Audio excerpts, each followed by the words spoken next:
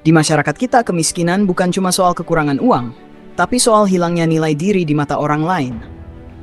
Orang miskin sering diperlakukan seolah hidupnya lebih rendah, seolah pendapatnya nggak penting. Keberadaannya bisa diabaikan begitu saja. Di ruang publik, di tempat kerja, bahkan dalam obrolan sehari-hari, kemiskinan sering jadi alasan sah untuk meremehkan seseorang. Masalahnya bukan cuma pada ekonomi, tapi pada cara berpikir kolektif yang menilai manusia dari isi dompet. Orang kaya dianggap rajin, pintar, sukses. Orang miskin dianggap malas, bodoh, gagal. Narasi ini terus dipupuk lewat media, iklan, pendidikan, bahkan budaya populer.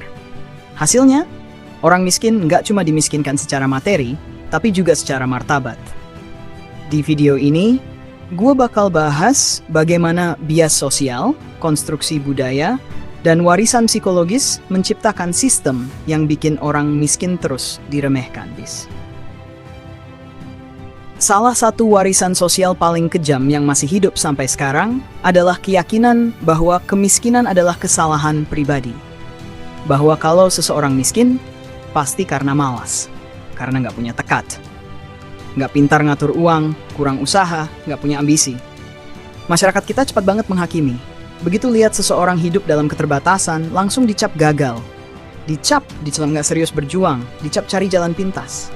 Tapi, pernah nggak kita duduk sebentar dan bertanya, sistem seperti apa yang dia hadapi sejak kecil?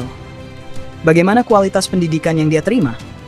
Ada nggak lapangan kerja yang layak di sekitarnya? Apakah keluarganya bisa bertahan hidup tanpa harus berutang? Narasi menyalahkan individu ini terasa nyaman. Lebih gampang nuding jari ke orang daripada melihat kenyataan yang lebih rumit. Padahal realitanya jauh lebih dalam. Sistem sosial kita timpang. Akses ke layanan publik nggak merata. Biaya hidup naik terus, tapi pendapatan stagnan.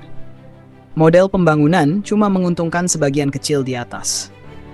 Dalam kondisi seperti ini, jadi miskin bukan soal salah langkah. Tapi seringkali sudah ditentukan sejak awal oleh sistem yang nggak adil. Coba lihat anak-anak dari keluarga miskin. Mereka sudah dihantam keterbatasan bahkan sebelum bisa ngerti apa itu cita-cita. Berangkat sekolah dengan perut kosong.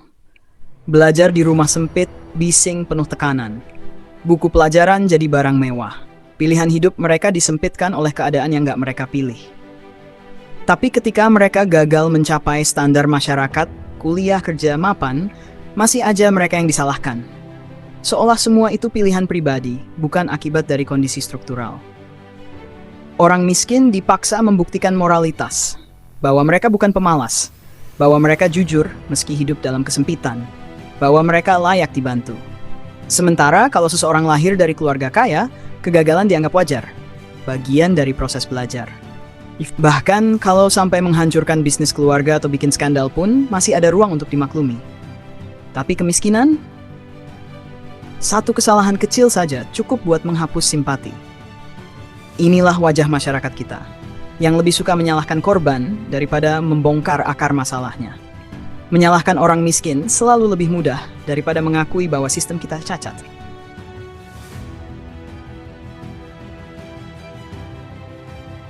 Masalah sebenarnya ada pada hal yang lebih dalam. Ada sesuatu yang fundamental salah dalam cara kita membagi akses pendidikan, pekerjaan, dan perlindungan sosial.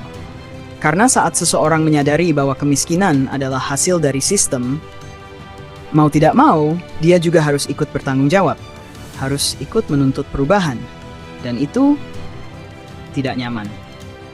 Salah satu bias kognitif paling berbahaya dalam cara manusia memandang hidup adalah keyakinan bahwa dunia ini pada dasarnya adil, bahwa semua berjalan sebagaimana mestinya.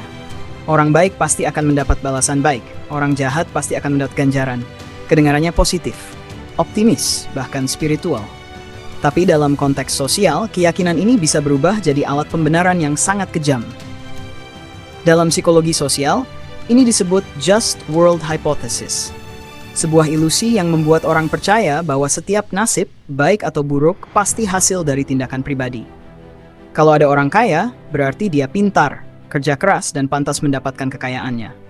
Kalau ada orang miskin, berarti dia malas, bodoh, dan hidupnya penuh kesalahan.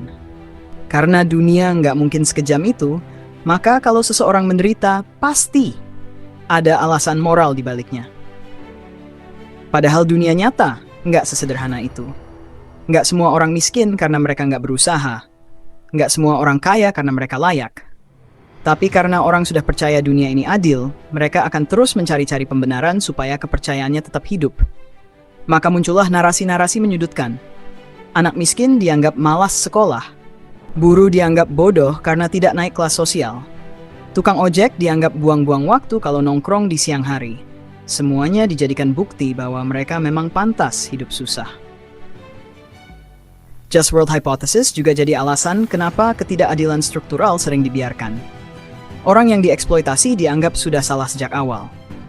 Ini cara berpikir yang dingin, tapi mengakar kuat. Karena dengan begitu, orang bisa tetap percaya bahwa mereka aman. Selama mereka berperilaku benar, mereka percaya nasib buruk nggak akan menimpa mereka. Mereka bisa tidur tenang dengan ilusi bahwa keadilan bekerja otomatis. Padahal kenyataannya, nggak ada jaminan apa-apa. Siapapun bisa jatuh miskin karena sakit, kecelakaan, PHK, bencana, atau kebijakan pemerintah yang salah arah. Tapi Just World Hypothesis bikin semua itu terasa tidak mungkin. Karena lebih nyaman hidup dalam ilusi dunia yang adil. Daripada menerima bahwa hidup ini seringkali kejam, absurd, dan tidak selalu adil, apalagi bermoral. Keyakinan ini menciptakan jurang sosial yang makin dalam. Karena saat kemiskinan dianggap sebagai akibat kesalahan moral, empati perlahan menghilang. Yang tersisa hanya sinisme. Dan dari sinisme lahir diskriminasi. Kaya sebagai simbol moral. Miskin bukan lagi cuma soal ekonomi, tapi soal stigma, soal identitas, soal cap gagal.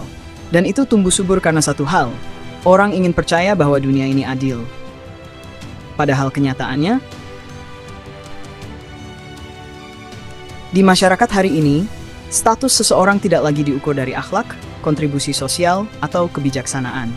Tapi dari saldo rekening, merek pakaian, dan seberapa mewah gaya hidup yang bisa dipamerkan. Kekayaan bukan cuma soal ekonomi. Kekayaan telah berubah menjadi simbol moral, menjadi pembenaran, menjadi bukti nilai diri. Dan karena itu, jadi miskin tidak hanya dianggap sebagai kekurangan materi, tapi sebagai kegagalan karakter. Budaya kita secara sistematis membentuk narasi bahwa keberhasilan finansial adalah satu-satunya ukuran keberhasilan hidup. Nilai moral diukur dari produktivitas pasar. Etika dibaurkan dengan pencapaian ekonomi. Ini bukan sekadar tren, ini adalah konstruksi sosial yang ditanamkan sejak kita kecil. Dari bangku sekolah, layar televisi, hingga algoritma media sosial. Sementara itu, kenyataan di lapangan justru bertolak belakang. Banyak orang bekerja 2 atau bahkan 3 shift, tapi tetap terjebak dalam lingkaran kemiskinan. Banyak sarjana yang akhirnya jadi ojek online. Karena lapangan kerja tak sebanding dengan jumlah pencari kerja. Banyak keluarga yang hidup jujur, rajin, tapi tidak punya tabungan. Karena harga kebutuhan terus naik, sementara upah tetap stagnan. Namun, semua itu diabaikan. Demi menjaga mitos bahwa kesuksesan adalah pilihan dan kegagalan adalah aib pribadi, budaya pamer dan ilusi kaya. Dampaknya sangat merusak. Orang-orang merasa harus terlihat kaya, meskipun harus berutang, bahkan memalsukan identitas sosial. Budaya pamer tumbuh subur karena menjaga gengsi lebih penting daripada membangun fondasi keuangan yang sehat. Kita menciptakan sistem penghargaan yang hanya peduli pada tampilan, bukan esensi. Dan semua ini berasal dari akar yang sama.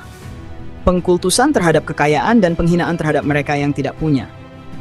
Kita lupa bahwa kekayaan seringkali bukan hanya hasil dari kerja keras, tapi juga karena warisan, koneksi, bahkan keberuntungan.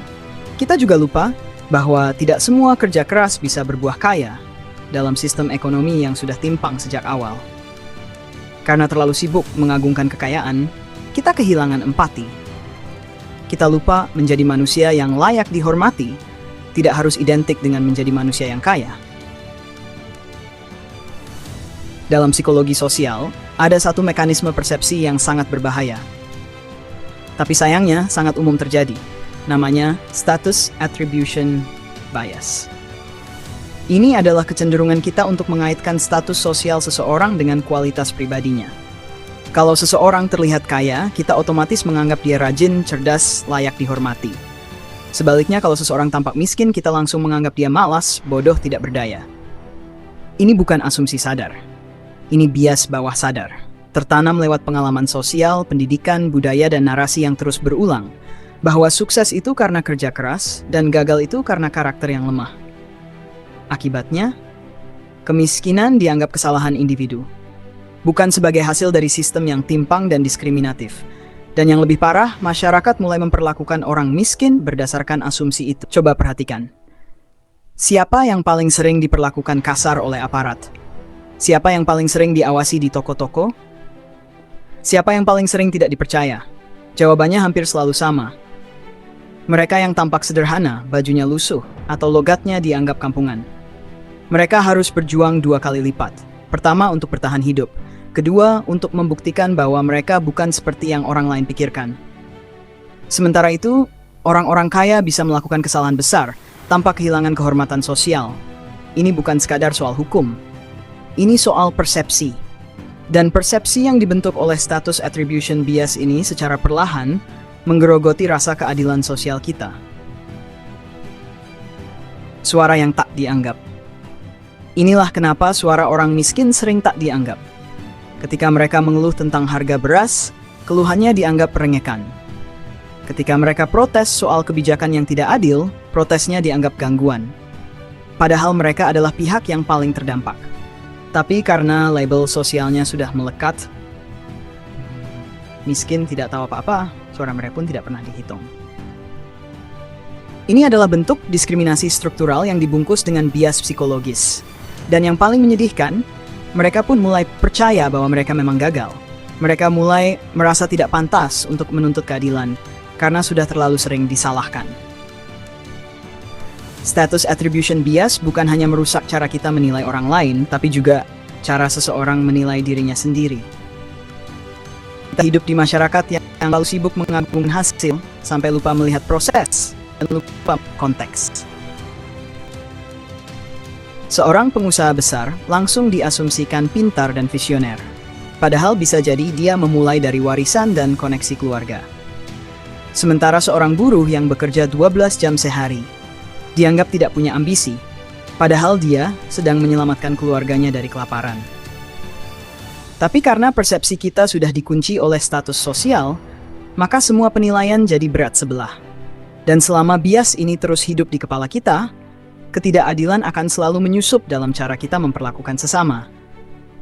Selama kemiskinan masih dianggap kegagalan pribadi, maka empati akan terus kalah oleh arogansi moral. Kalau hanya karena miskin, seseorang bisa diremehkan dan dipinggirkan, berarti yang salah bukan cuma sistem ekonomi kita, tapi juga cara kita memandang manusia. Selama nilai manusia masih diukur dari tebal tipis dompetnya, selama itu pula kemiskinan akan terus dijadikan alasan untuk merendahkan. Padahal, dalam banyak kasus, kemiskinan bukanlah pilihan, tapi konsekuensi dari sistem yang timpang. Dan kalau sistem ini dibiarkan terus, maka bukan hanya orang miskin yang kehilangan martabat, tapi kita semua akan kehilangan rasa keadilan. Apa pendapat kamu tentang fenomena ini? Tulis di kolom komentar. Bagikan pengalaman atau pandanganmu, karena perubahan hanya mungkin terjadi kalau kita berani memulainya dari cara kita memandang sesama. Terima kasih sudah menonton. Sampai ketemu di video selanjutnya.